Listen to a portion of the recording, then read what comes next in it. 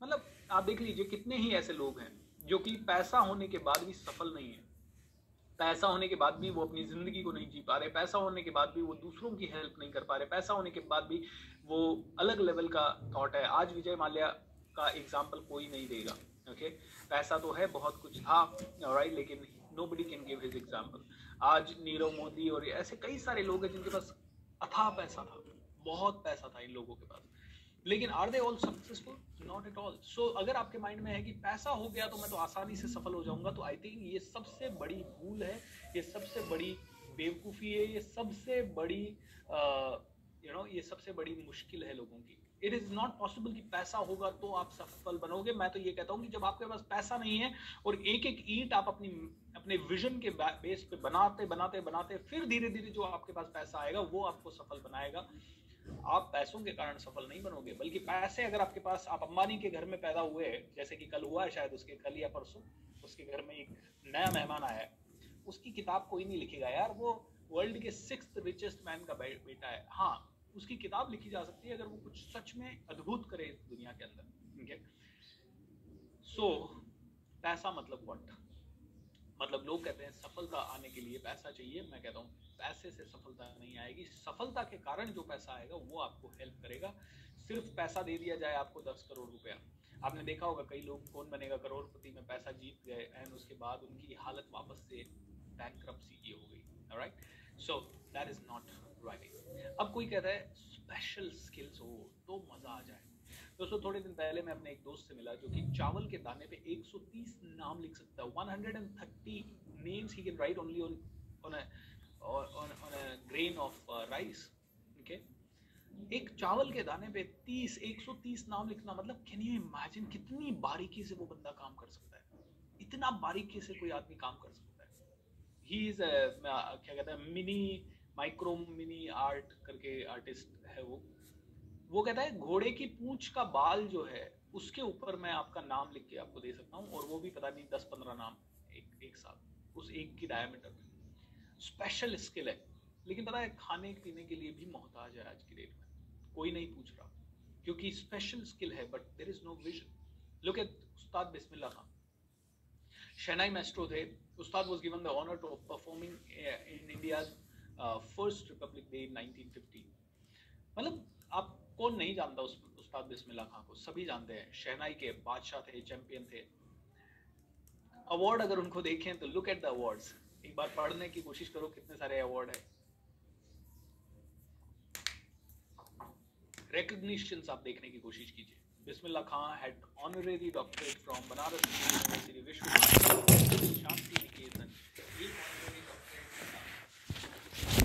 participated in dance art in Osaka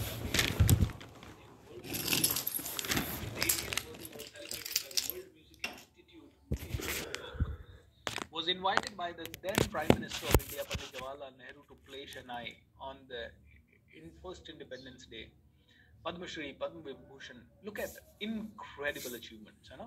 आप और मैं देखेंगे कहेंगे यार क्या सफलता थी, क्या सफलता थी, मतलब ये तो मेरा भी है। लेकिन बिस्मिल्लाह खान साहब ने एक चीज कही, all these awards do not help me make ends meet.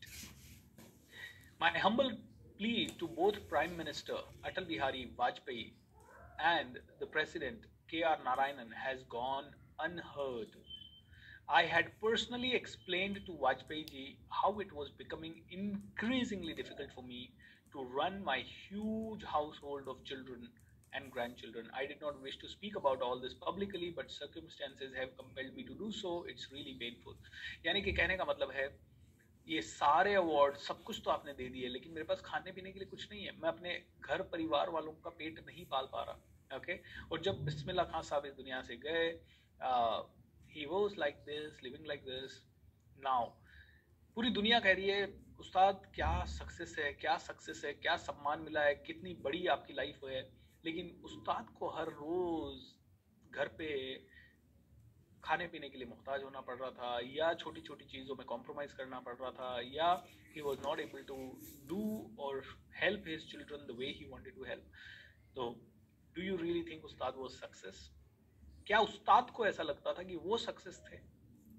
देखिए कई बार मैं आपको बताता हूँ, 2017 में जब मेरे पास बहुत सारे डेट्स और लोन्स और चैलेंजेस बहुत बढ़ गए थे, मैं स्टेज पे खड़ा होके लोगों को बता तो रहा था, बहुत खुशी खुशी बता रहा था, अरे यू कैन डू एवरीथिंग, ये वो सब कुछ पॉसिबल है, लेकिन अंदर से आई वॉज डाइंग कि यार मेरी लाइफ में इतने सारे चैलेंजेस हैं और मैं लोगों को फॉल्स कमिट कर रहा हूँ स्टेज पे खड़ा होके कि यार everything will be okay, don't worry, सब अच्छा होगा।